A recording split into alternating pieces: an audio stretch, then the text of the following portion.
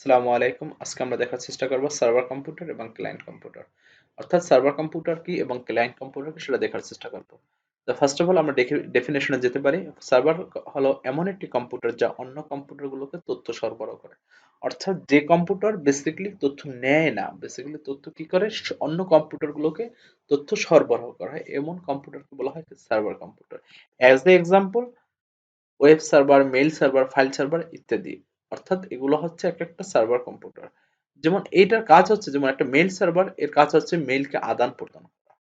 হ্যাঁ, মেইল প্রেরণ এবং গ্রহণ করা এরকম। এর জন্য বেসিক্যালি আমরা এসএমটিপি একটা প্রোটোকল ইউজ করে থাকি, সিম্পল মেইল ট্রান্সফার প্রোটোকল। এই সেবাটা আসলে এই প্রোটোকল ইউজ করে এই সেবাটা প্রদান করে থাকে। তাহলে একটা মেইল সার্ভার বা স্পেসিফিক যে কোনো কাজের জন্য, ওয়েবের জন্য বা ফাইলের জন্য আমরা যে সার্ভার ইউজ করি, এই সার্ভার কম্পিউটার বেসিক্যালি আসলে তথ্যগুলো বা সেবাগুলো দিয়ে থাকে এরকম একটা কিছু। আর হচ্ছে আমরা যদি চিত্রের মাধ্যমে দেখতে চাই, একটু দেখা যাচ্ছে এখানে যে এখানে দুইটা ক্লায়েন্ট কম্পিউটার আছে আর এখানে একটা সার্ভার কম্পিউটার আছে। তাহলে এই ক্লায়েন্ট কম্পিউটার কি করে?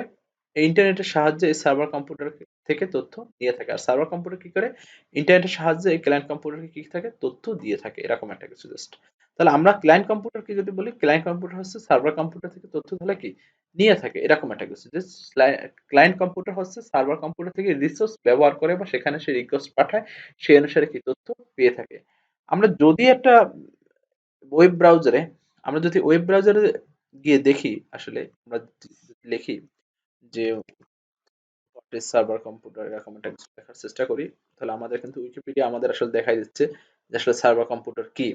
যে in computing server, a server is a piece of computer hardware or software that provides functionality or other programs or device called client. মানে এখানে বোঝানো হচ্ছে যে সার্ভার কম্পিউটার হচ্ছে এমন একটা কম্পিউটার যেখানে কি আসলে তথ্য দিয়ে থাকে।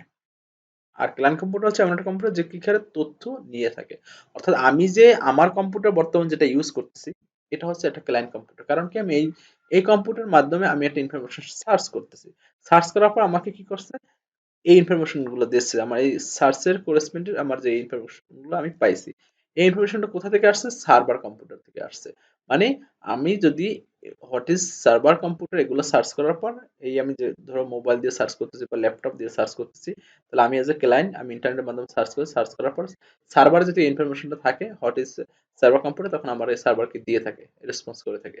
আর যদি ইনফরমেশন না থাকে, দ্যার ইজ নট ফাউন্ড বা এরকম কিছু, যে এই সার্ভার আসলে ইনফরমেশন নাই, এরকম একটা আমাকে ইনফরমেশন দিবে যে দিস ইনফরমেশন নট অ্যাভেলেবল।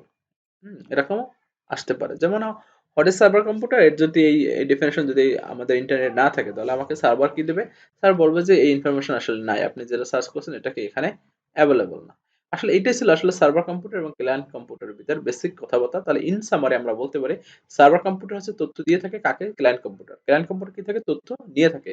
ও কোথা থেকে নিয়ে থাকে? সার্ভার কম্পিউটার থেকে। কিসের মাধ্যমে? ইন্টারনেটের মাধ্যমে। এই ছিল বেসিক কথাবার্তা। আশা করি সবাই বুঝতে পারছে। ধন্যবাদ।